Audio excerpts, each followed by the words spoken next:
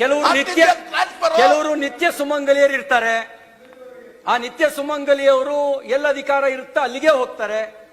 ಆ ನಿತ್ಯ ಸುಮಂಗಲಿಯವರು ಕೆಲವರು ಇದ್ದೇ ಇರ್ತಾರೆ. ಏನ್ ಮಾಡೋದು? ಎಲ್ಲ ಅಧಿಕಾರ ಇರುತ್ತೆ ಅಲ್ಲಿಗೆ ಹೋಗ್ತಾರೆ. ನಿತ್ಯ ಸುಮಂಗಲಿಯರು ದೀರ್ಘ ಸುಮಂಗಲಿಯರು, ನಿತ್ಯ ಸುಮಂಗಲಿಯರು, ದೀರ್ಘ ಸುಮಂಗಲಿಯರು. ಸಭಾಪತಿಗಳೇ, ನಾನು ಕೋಟ್ ಮಾಡಬೇಕು ಸರ್. ಇಲ್ಲಿ ಯಾಕೆ ನಿತ್ಯ ಸುಮಂಗಲಿಯರನ್ನೇ ಕೋಟ್ ಮಾಡಬೇಕು? ನನ್ನ ಪ್ರಶ್ನೆ. ಯಾಕೆ ಪುರುಷರಿಗೆ ಸಂಬಂಧಪಟ್ಟದ್ದು ಯಾವ ಪದಗಳಿಲ್ವೇ? ಯಾಕೆ ಕೇಳ್ಬೇಕು?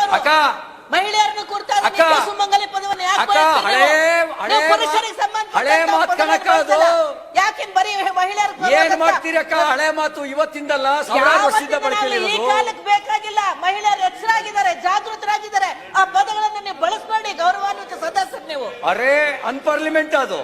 ಅನ್ಪಾರ್ಲಿಮೆಂಟ್ ಅಲ್ಲ, ಅದು ಗೌರವ ಪದ. ಸುಮಂಗಲಿ ಅಂದ್ರೆ ಬಹಳ ಸಂಸ್ಕಾರ. ಸುಮಂಗಲಿ ಅಂದ್ರೆ ಗೌರವಯುತವಾದಂತ ಪದ. ಸಂಪ್ರದಾಯಸ್ಥರು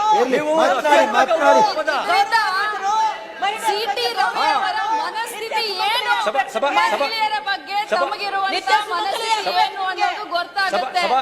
ಇನ್ನೂ ನಾನು ಯಾಕೆ ಮಹಿಳೆಯರ ಬಗ್ಗೆ ಕೀಳಾಗಿ ಮಾತನಾಡ್ತಾ ಇದ್ದೀರಲ್ಲ, ಇನ್ನು ಮನಸ್ಥಿತಿಯನ್ನ ಬಿಟ್ಟಿಲ್ಲ ನೀವು.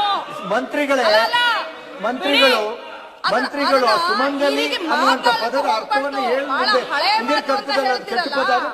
ಇದು ಅಂತ ಹೇಳ್ತಿರಲ್ಲ, ಬಿಡಿ ಅದನ್ನ.